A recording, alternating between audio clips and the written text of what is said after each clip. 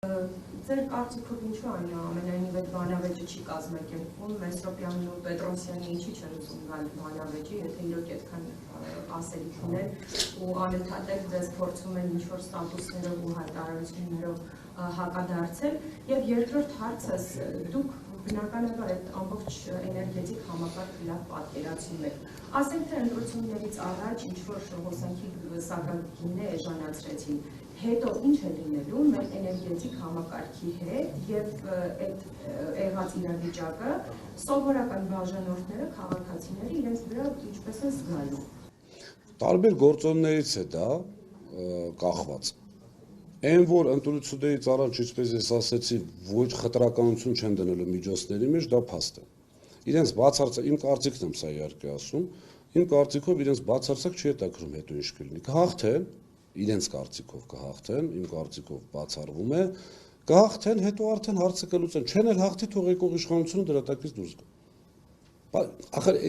գիտեք, դուք հարցը տալուց ես ինչի ժպտացի, որովհետև կարծում եմ դուք դրա պատասխանը գիտեք ու բոլորդ գիտեք։ Այնքան ինչքան հայտարարություններ արվել են պոպուլիստական եւ հետո ինչ ենք տեսել, արդեն ենթադրում է, չէ՞ որ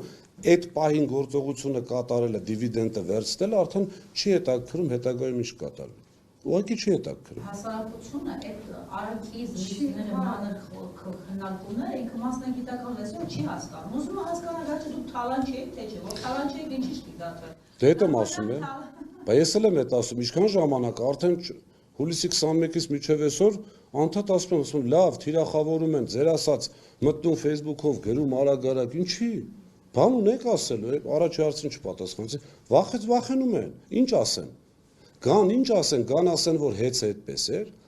Նույն ես ինչի եմ երկուսին իրար հետ կանչում։ Ու հրավիրում, լավ, այսպես ասեմ։ Որովհետև կառավարիչը որ մի բան ասի, ես ասելու եմ, եղբայր, հարց են տալի, պատասխան ինչ ես դեմքից նայում։ Նույն հանձնաժողովի նախագահը պիտի պատասխանի այդ հարցին։ Հավատացեք, ես այնտեղ անելու բան չունեմ։ Հանձնաժողովի նախագահը պիտի պատասխանի կառավարչի ստերին։ Բայց Ռոմանոս Պետրոսյանն առաջարկել է Նարեկ Կարապետյանին քննարկել։ Գիտեք, տնօրենների խորհուրդը ընդհանրապես, եթե այս մարդիկ հասկանում են ինչ է նշանակում տնօրենների խորհուրդը մոտորապես, ոնց ասեմ, դա այսպես պետության մակարդակով ասած ազգային ժողովն է, սենց ասեմ։ Այսինքն այդ ռազմավարություն, չգիտեմ, ինչ որ գլոբալ բան է, իսկ ով է ասել, որ որևիցե տնօրենների խորհրդի նախագահ պետք է գլխավոր տնօրենի չափ պատկերացնի։ Նախ, չգիտեմ, ես մի անգամ ասեցի, թույլողակ չի Նարեկ Կարապետյան, այլ բան եմ ասում։ Նկատի ունեմ, գիտեք ոնց որ երկրի ղեկավարին ասեն, արի գնանք բնական պաշարների մասով ինչ որ մյուս կողմը լինի մասնագետ, նեղ մասնագիտական քննարկում անենք։ Ես մի անգամ ասեցի, երևի ինքնահաստատվում էր իմ անվան վրա, հիմա որոշել է Նարեկ Կարապետյանի անվան վրա ինքնահաստատվի, որ ինքը իհարկե Նարեկ Կարապետյանը ճիշտ է, որ չի հանդիպում։ Միանշանակ։ Հանդիպի ինչ անի։